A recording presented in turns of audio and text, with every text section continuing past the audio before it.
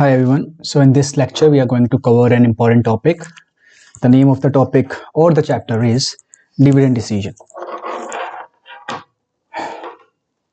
So we are going to cover dividend decision wala chapter in today's lecture.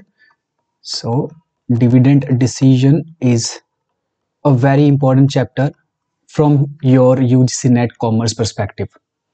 यहाँ से questions बनते हैं, आपके यहाँ पर डिफरेंट मॉडल्स होंगे. इनमें से एक आपका न्यूमेरिकल क्वेश्चन बन सकता है. You can have a numerical question as well in your exam, और यू कैन गेट एक थ्योरी वाला क्वेश्चन भी. ठीक है, और थ्योरी वाला क्वेश्चन बेसिकली आपके अजम्पशन से आता है, ज्यादा चांसेस यहीं पर होते हैं. ठीक है, so we are going to discuss this particular chapter and cover कर देंगे इस लेक्चर के अंदर. ये रहा आपका syllabus for UGC NET commerce और यूनिट 4 का बिजनेस फाइनेंस का ये सिलेबस है. हम कर रहे हैं अब डिविडेंड डिसीजन. ठीक है, let's get started and cover this particular topic. So what is a dividend? Before doing a dividend decision completely, let us first understand what is dividend. Dividend is that part or that portion of the profit which is distributed amongst the shareholders, isn't it? If a company is earning, let's say, rupees 100 crore as a profit, not as a turnover or not as a revenue. This is basically a profit. Profit is represented by pie, as we can, from the perspective of business economics, it is represented by pi. Pi equals to total revenue minus TC. That's what we study in business economics.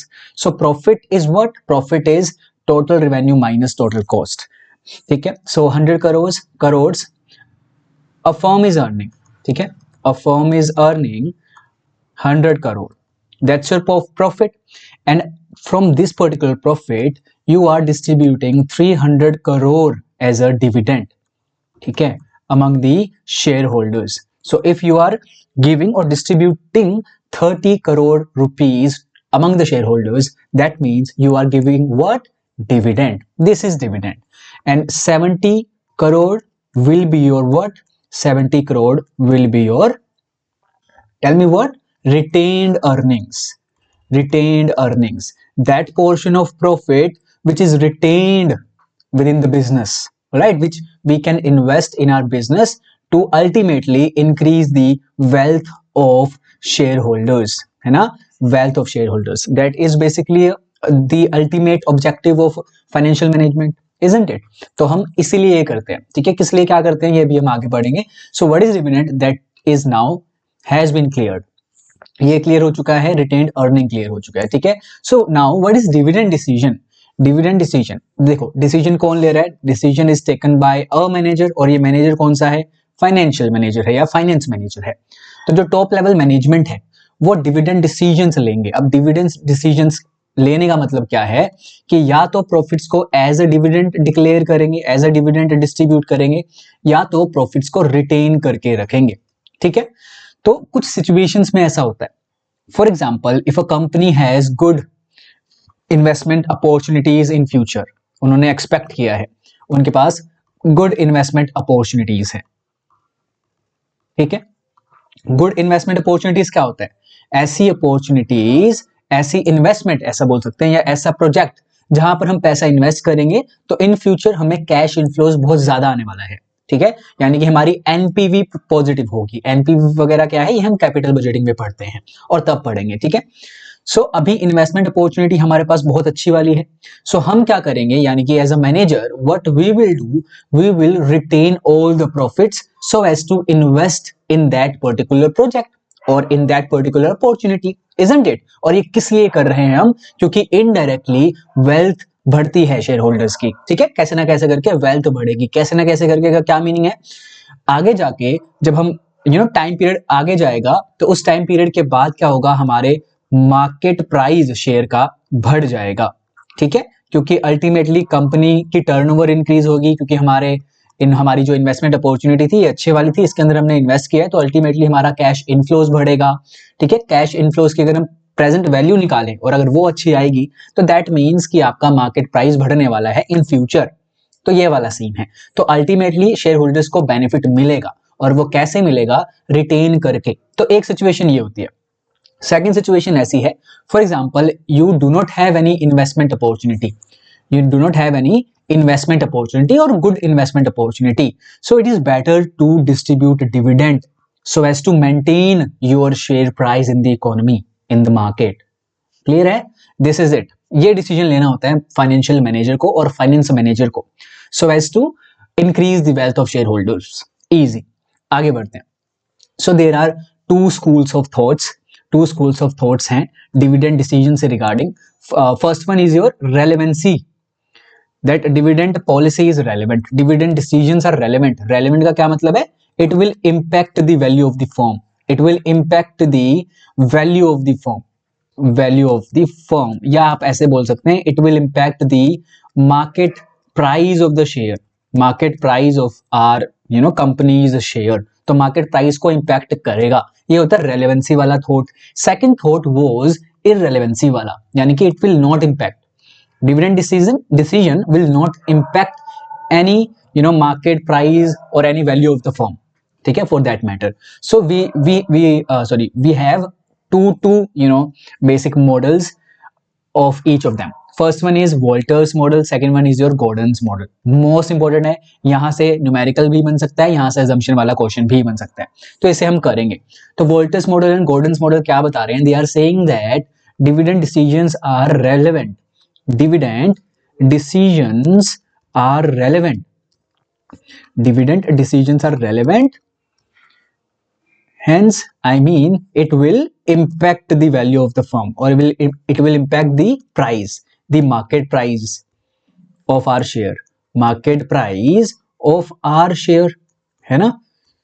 We will see how. ठीक है, तो ये बता रहा है कौन? ये वाले दो मॉडल सबसे इंपॉर्टेंट मॉडल हैं इस पर्टिकुलर चैप्टर के.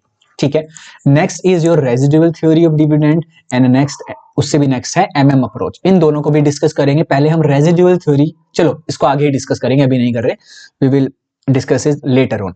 पहले हम डिस्कस करते हैं वोल्टर्स मॉडल.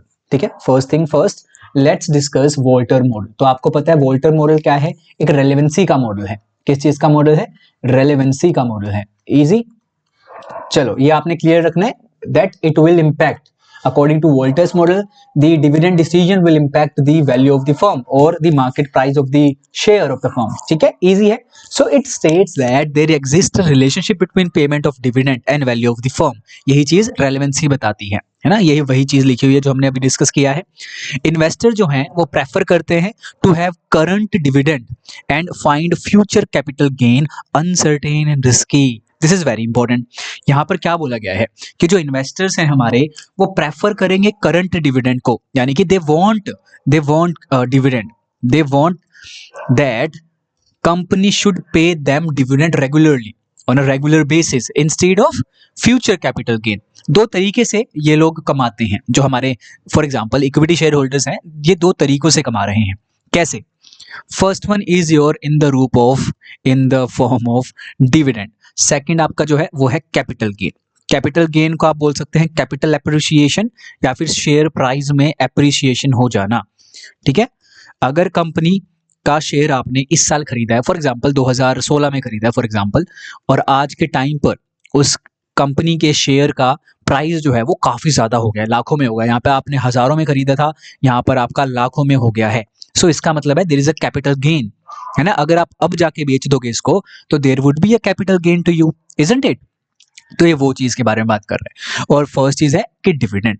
तो शेयर होल्डर्स जो हैं, इन्वेस्टर्स जो हैं, वो डिविडेंड को प्रेफर करते हैं क्योंकि वो ये समझते हैं कि फ्यूचर के अंदर आने वाला जो गेन है वो रिस्की हो सकता है, अनसर्टेन हो सकता है. क्या पता लॉस हो जाए, क्या पता शेयर जो है वो प्राइस उसका बढ़ने के कारण या फिर बढ़े ना कम हो जाए, रिड्यूस हो जाए, बढ़े ना कम हो जाए.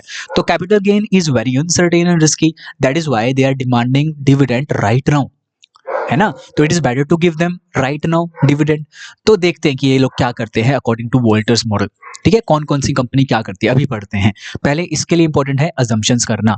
अजम्पशन हमारी पहली है no external finance is available. External finance का क्या मतलब है? कोई हम दोबारा से रेज नहीं कर रहे हैं पैसा. If we want to raise money, अगर हमें रेज करना है money, so we will not issue any securities. ठीक है, we will not issue any debenture, we will not issue any equity.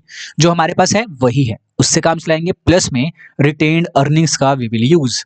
ठीक है, we will use retained earnings.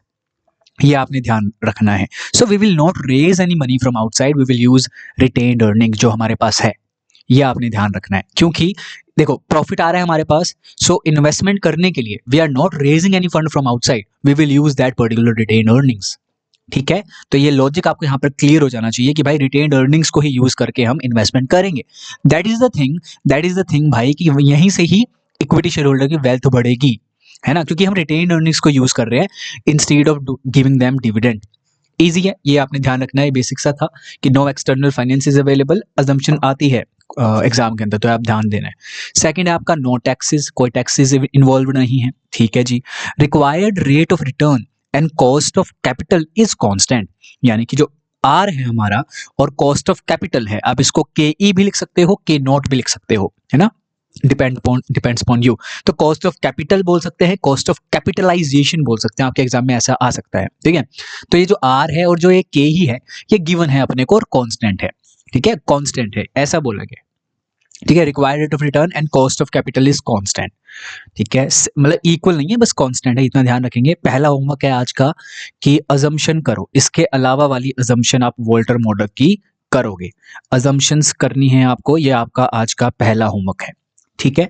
चलिए आगे बढ़ते हैं, नेक्स्ट पे बात करते हैं। Dividend policy depends upon the fact that whether firm has got good investment opportunities or not, यानी कि Walter's model is saying we will pay the dividend, we will distribute the dividend, it will depend upon what, if our company is having investment opportunity, good investment opportunities or not.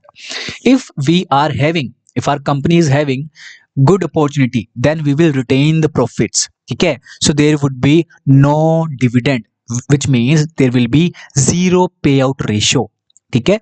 no dividend का क्या मतलब है, no dividend means there would be zero payout ratio, easy payout ratio। एक होता है, देखो इसको समझो, एक होता है पे आउट रेशियो और एक होता है आपका रिटेंशन रेशियो, है ना, रिटेंशन रेशियो। ये किसके बराबर होगा, प्लस कर दो दोनों को, एक के बराबर आ जाएगा। ये एक आपका क्या है, एक किसको रिप्रेजेंट कर रहा है, this one is representing the profits, ठीक है, प्रॉफिट्स को रिप्रेजेंट कर रहा है। प्रॉफिट्स का कुछ हिस्सा पे आउट रेशियो होगा, यानी कि एज अ डिविडेंड दे दिया जाएगा, और कुछ हिस्सा हम उसे रिटेन करके रख लेंगे, ठीक है। तो हम और कैसे निकाल सकते हैं रिटेंशन रेशियो को, बताइए, 1 माइनस पे आउट रेशियो करके, है ना, ऐसे करके भी we can easily find out retention ratio. And how we can find out retention, I mean pay out ratio, 1 minus retention ratio, ऐसे करके भी हम फाइंड आउट कर सकते हैं। बताओ कोई शक, कोई दिक्कत है ना, इजी है, बेसिक अंडरस्टैंडिंग है, इतना क्लियर होना चाहिए। So if a company got good investment opportunity, then that particular company should retain the profits, there should be no payout ratio, easy done। if you do not got any good investment opportunity, then do not please retain the profits, just distribute them so as to maintain the share price in the market, maintain हो जाएगा, ज्यादा गिर रहा होगा वो गिरेगा नहीं, maintain हो जाएगा, तो it is better to distribute profits among the shareholders, easy done कर दो इसको भी। आगे बढ़ते हैं, इसी का ही एक तरीका ये है करने का। सो वोल्टर मॉडल का जो कंक्लूजन है वो क्या है कि हमारे पास आर और के ई का कुछ रिलेशन होता है। लेट्स टेक एन एग्जांपल कि are is lesser than K ई, यानी कि जो हमारी कॉस्ट आ रही है, जो हमारी कॉस्ट है ऑफ रेजिंग फंड कह सकते हैं, या किसी भी चीज की, या हाँ रेजिंग फंड बोल सकते हैं। तो ये जो कॉस्ट है हमारी, ठीक है, या फिर जो हमें गिवन है कि भाई इतनी हमारी लागत है और हमारे पास रिटर्न इतना आ रहा है उस इन्वेस्टमेंट प्रोजेक्ट में लगाकर, वो कुछ इस प्रकार है, ठीक है, वो कुछ इस प्रकार है। तो दैट मीन्स कि रेट ऑफ रिटर्न हमें कम मिल रहा है 14% फॉर एग्जाम्पल, और के ई हमारा है 18%। So it is better to distribute dividend, it is better to distribute dividend instead of retaining retain करने की बजाय, रिटेन करके यहां पर लगाने की बजाय इस वाले इन्वेस्टमेंट प्रोजेक्ट में जिसका ऐसा कुछ सिनेरियो बन रहा है, तो instead of doing that we should distribute the dividend. इससे क्या होगा, मेंटेन हो जाएगा हमारा मार्केट प्राइस, इजी है। तो यहाँ पर हम क्या कर रहे हैं, वी आर डिस्ट्रीब्यूटिंग है, यानी कि पे आउट रेशियो है यहाँ पर कितना, 100%। There should B a 100% pay out ratio which should not retain any profits, easy है, डन। बट इसका अपोजिट केस जब हो जाता है, if R is greater than K E, that means ये एक अच्छी अपॉर्चुनिटी है, इन्वेस्टमेंट अपॉर्चुनिटी। ये जो फॉर्म कहलाती है ये ग्रोथ फॉर्म कहलाती है कि अच्छा रिटर्न जनरेट कर रही है अपने इन्वेस्टमेंट्स पर, है ना। सो इस ग्रोथ फॉर्म ने क्या करना है, रिटेन करके रखना है सारा पैसा instead of giving what, dividend. So there should be no या फिर zero pay out ratio. Done, done, very easy. और अगर इक्वल है, दोनों चीज इक्वल है, ये जो इन्वेस्टमेंट प्रोजेक्ट है अपना, जो रिटर्न भी हमें उतना ही दे रहा है जितनी की उस पर लागत आ रही है, that means we are indifferent. We can make any decision, we can distribute the dividend, we can retain the profits, है ना, we can do anything। यहाँ पर कोई भी हमें इम्पैक्ट नहीं आएगा, there should be no impact, ठीक है, no impact, there shall be no impact, ठीक है भाई। डन हो गया, वोल्टेज मॉडल डन है, बट इसका फॉर्मूला करना है हमें। चलो फॉर्मूले पे आ जाते हैं। What is the formula for Walter's model, let's discuss. Formula क्या था, P naught is the market price, current market price है आपके शेयर का, करंट मार्केट प्राइस, ठीक है, this is current market price. P naught equals to D1, आप D लिख सकते हैं, D plus R divided bye K E bracket of into में ई माइनस डी, ठीक है, divided by KE, whole divided by KE. Now what is D? D here is dividend per share, ठीक है, dividend per share, यानी कि आप कितना dividend pay कर रहे हैं, अगर कर रहे हैं तो। R is the required rate of return, required rate of return, and then your KE is what? KE is the cost of capitalization, cost of capitalization. Easy, done. Next is your E is your EPS, earning per share, यानी कि ये अपना earning है, इसी में से ही तो हम डिविडेंड पे करेंगे। So we will take out और we will calculate dividend per share from earning per share, please remember that, ठीक है।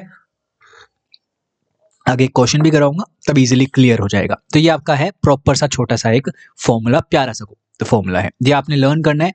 क्यों लर्न करना है, क्योंकि यहाँ से क्वेश्चन आपके बनेंगे, ठीक है, एग्जाम में 100%, जैसे आया भी हुआ है, जैसे कि अभी हम करेंगे थोड़ी देर में आगे जाके, तो तब आपको पता चलेगा। सो दिस इज इट, ये आपको ध्यान में रखना है। अभी मैं क्वेश्चन नहीं करवा रहा हूँ इसका, इस वाली स्लाइड पर आगे देखते हैं, आगे मैंने शायद से लिखवा रखा है तो वो करेंगे हम। चलो तो होमवर्क ध्यान में रख लो, अजम्पशन करनी है आपने सारों की, गॉर्डन की, वोल्टर की अजम्पशन सारी जितनी भी लिखी हुई है, कहीं पर भी, चाहे बुक से पढ़ो, गूगल से पढ़ो, कहीं से पढ़ो, मेरे को सारी अजम्पशन चाहिए है, ठीक है। नेक्स्ट क्लास में आई विल आस्क। चलो next is your Gordon's model, Gordon का मॉडल, ठीक है जी, पढ़ते हैं इसके बारे में, क्या बोलता है। पहली चीज तो यही है कि देयर इज अ रेलेवेंसी, है ना, रेलेवेंट है, क्या रेलेवेंट है, डिविडेंड डिसीजन हमारा रेलेवेंट है, हमारी वैल्यू ऑफ द फर्म को इम्पैक्ट करेगा, यही कौन बता रहा है, गॉर्डन भी बता रहा है, ठीक है।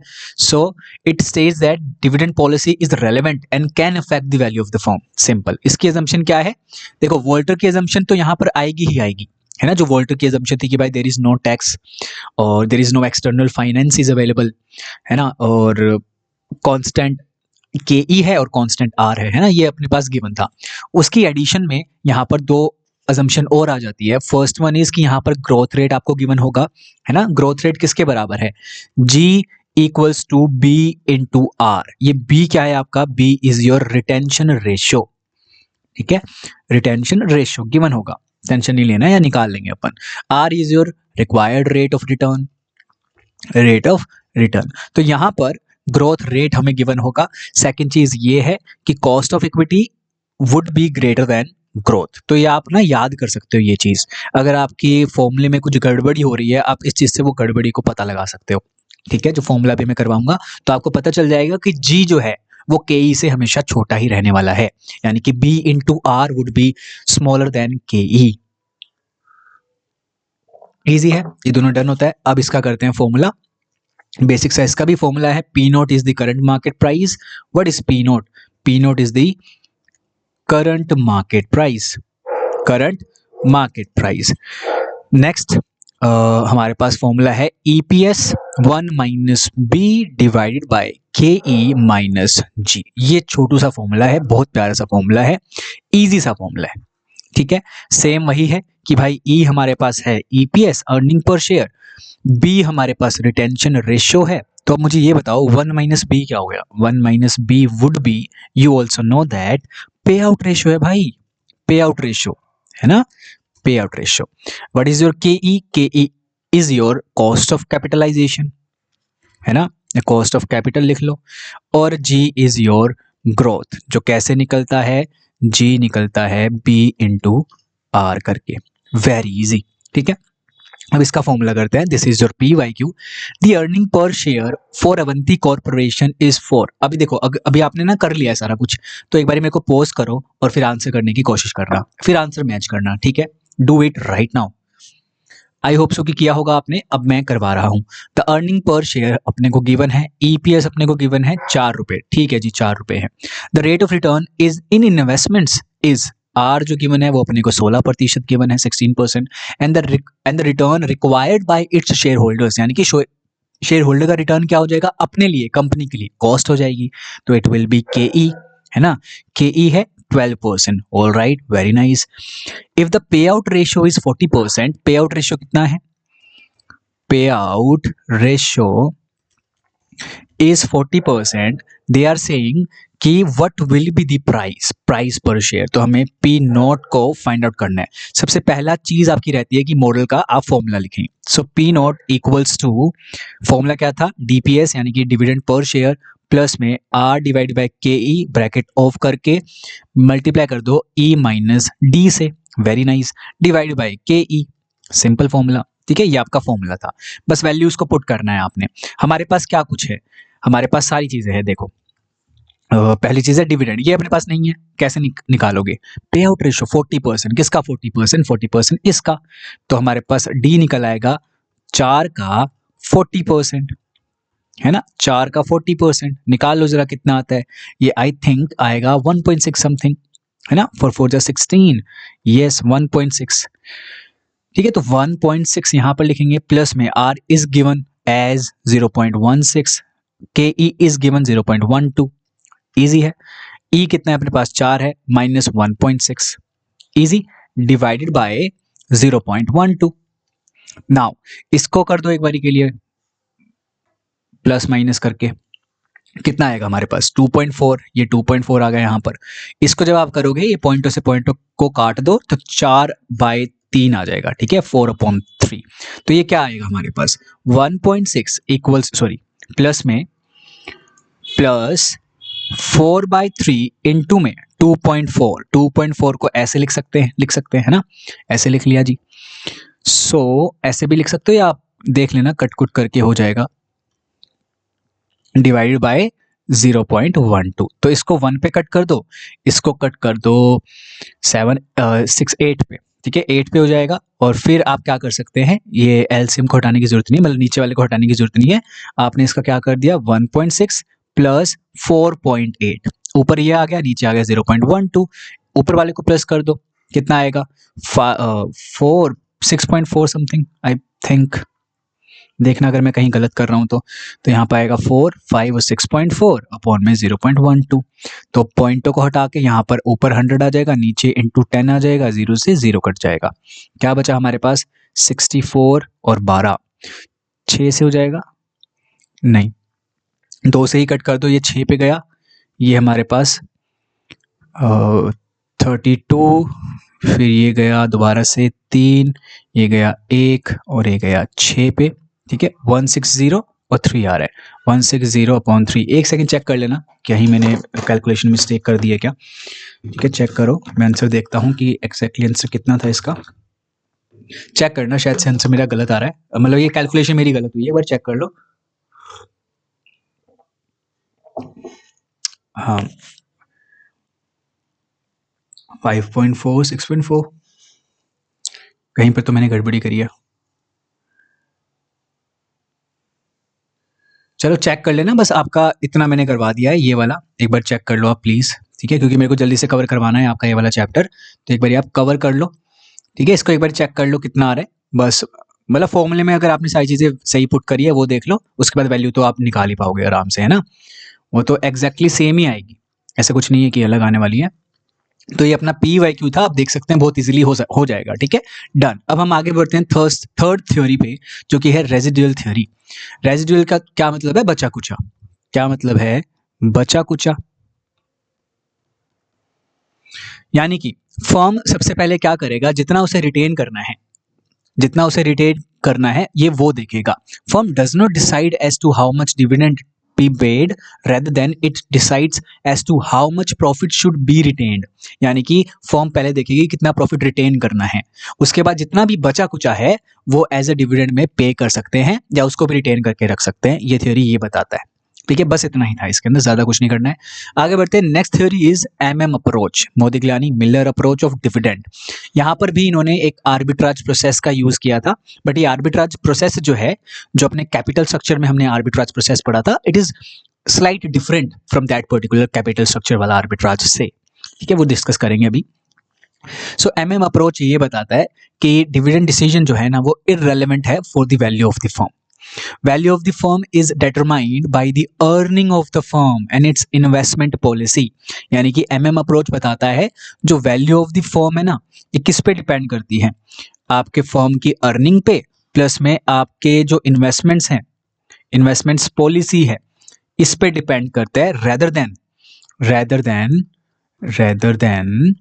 on dividend policy. तो ये आपने ध्यान में रखना है, स्टेटमेंट वाइज आ सकता है question. So MM approach of dividend decision और डिविडेंड स्टेट्स दैट कि value of the firm is dependent upon earning और investment policy rather than dividend policy. ये आपने ध्यान रखना है. सो एमएम अप्रोच ने अपना ये साबित करने के लिए, प्रूव करने के लिए दे यूज्ड आर्बिट्राज प्रोसेस. और यहाँ पर जो ये आर्बिट्राज प्रोसेस था ये क्या था ये समझते हैं. उससे पहले अजम्पशन देख लो इसकी, there is no transaction cost और फ्लोटेशन कॉस्ट. चलो इससे पहले मैं आपको वही करवा देता हूँ कि आर्बिट्राज प्रोसेस यहाँ पर है क्या, फिर दोबारा से एक बार आएंगे अजम्पशन पे. आर्बिट्राज प्रोसेस जो है यहाँ पर वो ये बताया इन्होंने कि साइमल्टेनियसली दो एक्शन लिए. पहला एक्शन है कि इन्होंने पेमेंट करके दिखा दिया है, पेमेंट ऑफ डिविडेंड करके दिखा दिया है कि भाई देखो देयर इज नो इम्पैक्ट. और साइमल्टेनियसली यानी कि साइड बाय साइड साथ में ही क्या कर दिया है, फ्रेश इशू कर दिया है.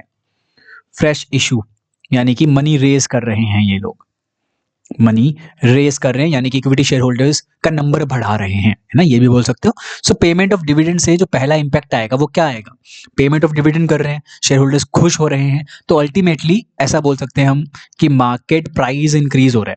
हम मान के चल रहे हैं कि there is a benefit of issuing dividend और ऑफ डिस्ट्रीब्यूटिंग डिविडेंड. तो देयर इज अ बेनिफिट, यहाँ पर एक बेनिफिट है ऐसा मान के चलते हैं. फ्रेश इशू से क्या होगा, हमारे नंबर ऑफ शेयर्स बढ़ जाएंगे, नंबर ऑफ शेयर्स है ना, number of equity share holders हमारे बढ़ जाएंगे. इससे क्या होगा, हमारा जो ओवरऑल जैसे अर्निंग होती है, फॉर एग्जांपल 1 लाख की अर्निंग है, अभी सिर्फ 10 बंदे हैं, 10 बंदों में इक्वली बटना है, 10 बंदों में इक्वली बट रहा है, तो हमारे पास ऐसा कुछ करके आ जाएगा, 10,000 रुपये चले जाएंगे एक बंदे के पास, चले गए. अब मान के चलो ये बंदे हो गए 100, लेकिन अर्निंग तो उतनी ही है, तो हमारे पास अब जाएंगे सिर्फ 1,000 रुपये एक बंदे के पास, है ना. तो अर्निंग एक बंदे की क्या हो जाएगी, कम हो जाएगी लॉजिकली, है ना.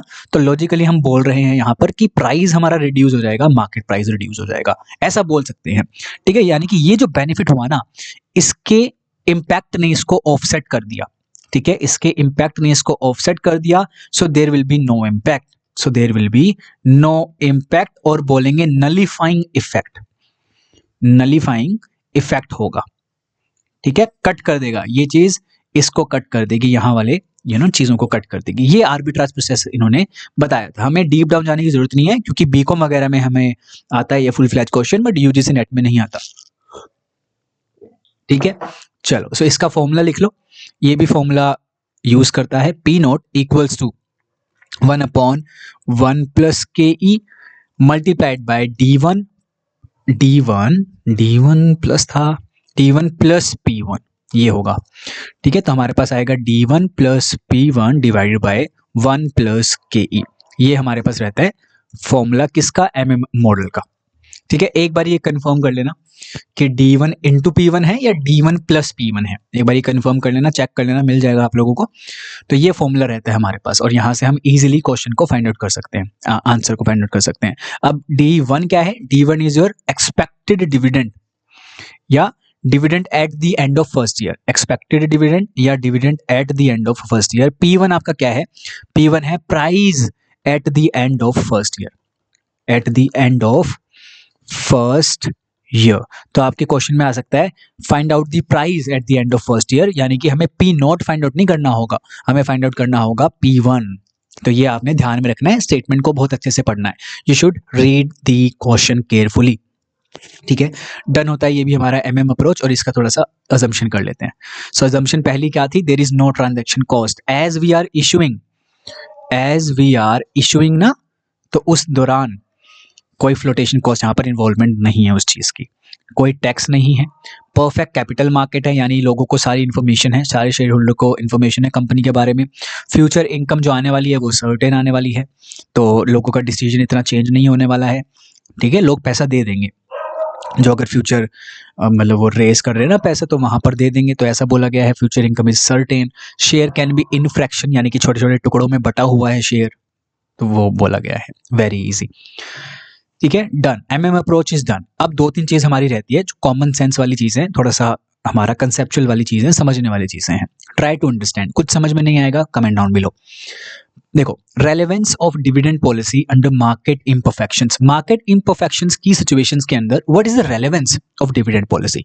डिविडेंड पॉलिसी क्या वहां पर एक अहम भूमिका निभाती है। तो पहली सिचुएशन लेते हैं, in the situation of uncertainty obviously future is uncertain, तो इन्वेस्टर भी फ्यूचर को लेकर वेरी वो रहता है, कॉशियस रहता है। ठीक है, क्योंकि उसे पता है फ्यूचर इज अनसर्टेन, क्या पता मुझे आगे जाके डिविडेंड मिले या ना मिले, कैपिटल गेन मिले या ना मिले। सो एक थॉट दिया था गॉर्डन ने, बर्ड इन हैंड करके। ठीक है, बर्ड इन हैंड बोलता है यानी कि हाथ में चिड़िया, अगर इसका नॉर्मल सा सेंस निकालें तो ये वही चीज है कि भाई हाथ में डिविडेंड, यानी कि paying dividend reduces the uncertainty. तो इन्वेस्टर प्रेफर करते हैं बर्ड इन हैंड, यानी कि इन्वेस्टर प्रेफर करते हैं current dividend rather than capital gains. तो ये आपने ध्यान रखना है, ये एक PYQ यहाँ से आया हुआ है स्टेटमेंट वाइज में। टैक्स डिफरेंशियल, अब जो बंदे हैं, कुछ बंदे आपको पता है हाई टैक्स ब्रैकेट में होते हैं, कुछ बंदे लो टैक्स ब्रैकेट में होते हैं। तो जो हाई टैक्स ब्रैकेट में बंदे होंगे वो चाहेंगे रेगुलर डिविडेंड ना मिले, वो चाहेंगे उन्हें हो कैपिटल गेन। ठीक है, तो कैपिटल गेन के पॉइंट ऑफ व्यू से वहां पर उनको टैक्सेशन वाला सीन करना पड़ेगा, तो उनको एक ही टाइम करना पड़ेगा वो। बट जो लो टैक्स ब्रैकेट में होते बंदे ये चाहते हैं इनको रेगुलर डिविडेंड मिले, क्योंकि इनका एज सच कुछ ज्यादा टैक्सेशन वाला बर्डन नहीं होता है। So that is why regular dividend कौन प्रेफर कर रहा है, लो टैक्स वाले बंदे, और हाई टैक्स ब्रैकेट वाले बंदे कैपिटल गेन को प्रेफर कर रहे हैं rather than demanding regular dividends. ठीक है, next is your presence of asymmetry and agency cost. Asymmetry का क्या मतलब है कि भाई मैनेजर को ज्यादा इन्फॉर्मेशन है रेदर देन इन्वेस्टर्स, जो शेयर होल्डर्स होते हैं उन्हें इतनी ज्यादा इन्फॉर्मेशन नहीं होती है कंपनी के बारे में। और किसको ज्यादा सबसे ज्यादा इन्फॉर्मेशन है, मैनेजमेंट को, क्योंकि they are the ones who are taking decisions regarding company, है ना। तो किस में इन्वेस्ट करना है, किस प्रोजेक्ट में इन्वेस्ट नहीं करना है, तो they are taking the decision. ठीक है, तो असिमेट्री इंफॉर्मेशन अगर प्रेजेंस होगी वहां पर, प्रेजेंट होगी, यानी कि एजेंसी प्रॉब्लम अगर प्रेजेंट होगी वहां पर। एजेंसी प्रॉब्लम क्या है, एजेंसी प्रॉब्लम बेसिकली जब मैनेजर शेयर होल्डर के हित में कार्य ना करे, डिसीजन ना ले, तो ऐसी कुछ सिचुएशन होगी और एजेंसी कॉस्ट वहां पर प्रेजेंट होगी। तो क्या चीज हेल्प करती है उस बर्डन को रिड्यूस करने में, payment of dividend helps to reduce the conflict as high pay out company can raise funds frequently. ठीक है, तो आप क्या करेंगे, as a company you can pay the dividend, ताकि वो अनसर्टेनिटी वाली चीजें और जो गुस्से वाली चीजें को कम कर सकें, है ना। इजी, डन, ये भी डन होता है। अब एक आता है, जैसे हमने पढ़ा था कैपिटल स्ट्रक्चर के अंदर सिग्नलिंग वाली थ्योरी पढ़ी थी एक, कि कैपिटल स्ट्रक्चर को जैसे हम पैसा रेज कर रहे हैं तो it gives a signal in the minds of investors. But here dividend signalling hypothesis भी कुछ वैसा ही है कि अगर हम डिविडेंड डिस्ट्रीब्यूट कर रहे हैं तो ये हमें क्या सिग्नल प्रोवाइड करवा रहा है हमें, यानी कि इकोनॉमी में, मार्केट के अंदर क्या इंफॉर्मेशन प्रोवाइड करवा रहा है। So it is related to the information content of a dividend policy, कि एक डिविडेंड पॉलिसी जो है, जो कोई भी डिसीजन है लगा के चलो, वो कितना इंफॉर्मेशन मार्केट में प्रोवाइड करवा देती है या इन्वेस्टर्स के मन में प्रोवाइड करवा देती है। Most valuable dividend policy is that which provides information which cannot be directly communicated to the investors, यानी कि इनडायरेक्ट तरीके से हमने इंफॉर्मेशन इन्वेस्टर के माइंड तक पहुंचा दी है ना। तो वो वाली डिविडेंड पॉलिसी मोस्ट वैल्यूएबल कहलाएगी। Now let's take some situations. पहली सिचुएशन है, if there is a cyclic और regular change, effect on market price में बी लिटिल। मतलब क्या है, अगर एक साइक्लिक चेंज है, रेगुलर चेंज है, यानी कि हमारे डिविडेंड पॉलिसी के अंदर एक साइक्लिक चेंज आ रहा है, ऐसा चेंज आ रहा है जो हर साल आता ही आता है, सो इन्वेस्टर्स पर इतना कोई इम्पैक्ट नहीं पड़ेगा। यानी कि इसी वजह से यहाँ पर लिखा हुआ है कि there will be a minimal impact और minimum impact on market price. ठीक है, यही चीज लिखी हुई है बस यहाँ पर। सिचुएशन सेकंड क्या बोल रहे हैं, if there is a change in long established policy. Long established policy का क्या मतलब है कि हम साल 5% ही देते हुए आए हैं, फॉर एग्जाम्पल मान के चल रहे हैं, अब जाकर हम चेंज कर रहे हैं, इस साल हम चेंज कर रहे हैं, तो ये वाली जो इन्फॉर्मेशन है ना कि भाई इस साल चेंज हो रही है डिविडेंड पॉलिसी, ये मोर कन्वीनियंट कब होगी, मोर कन्विंसिंग कब होगी, जब डिविडेंड आप ज्यादा पे करोगे, है ना। आपने एकदम से कम कर दिया तो फिर वो गड़बड़ हो जाएगी, फिर मार्केट पूरा बौखला जाएगा, काइंड ऑफ चीज हो जाएगी, है ना, समझ रहे हो आप लोग। चलो आगे बढ़ते हैं। अब इसी में ही 2-3 चीज और आती है। फॉर एग्जांपल मैच्योर फर्म को क्या करना चाहिए, डिविडेंड सिग्नल देता है ना, डिविडेंड का कोई भी डिसीजन सिग्नल देगा मार्केट के अंदर। तो अगर आपको ये पता है मैच्योर फर्म ऐसी फर्म है जिसके पास अब कम ग्रोथ अपॉर्चुनिटीज है, they are in the saturation वाली सिचुएशन, है ना। तो इसका मतलब क्या है, उनके पास कम ग्रोथ अपॉर्चुनिटी है, तो उनको प्राइस मेंटेन रखने के लिए क्या करना पड़ेगा, हाई डिविडेंड देना पड़ेगा। तो आप लोग हाई डिविडेंड दो ताकि आपका मेंटेन रह पाए प्राइस इन द मार्केट। ठीक है, ग्रोथ फर्म के पास आपको पता है कि ग्रोथ अपॉर्चुनिटीज बहुत है ना, ग्रोथ अपॉर्चुनिटीज बहुत है। तो अगर ग्रोथ अपॉर्चुनिटीज बहुत है तो इसका मतलब क्या है, they will reduce the dividend, क्योंकि उन्हें रिटेन करके रखना है पैसा और ग्रोथ अपॉर्चुनिटीज में डालना है, ताकि अल्टीमेटली आगे जाके शेयर होल्डर्स की वेल्थ बढ़ा पाए। अगर ग्रोथ फर्म इंक्रीज कर देती है डिविडेंड देना उन्होंने इंक्रीज कर दिया, इसका क्या मतलब है, इसका मतलब है कि वो सिग्नल करता है क्या, कि ग्रोथ अपॉर्चुनिटी रिड्यूस हो जा रही है ग्रोथ फर्म्स की, है ना। तो ये सिग्नल कर रहा है मार्केट के अंदर। Very nice. ये लिंटनर्स का मॉडल है, ये आप रीड कर सकते हैं, ज्यादा इंपॉर्टेंट नहीं है। तो यहाँ पर होता है आपका कंप्लीट। ठीक है, कुछ समझ में ना आए कमेंट डाउन बिलो एंड मेरे से व्हाट्सएप वाली जो क्लासेस है या ग्रुप है वहां पर पूछ लीजिएगा। Thank you so much everyone, thank you so much.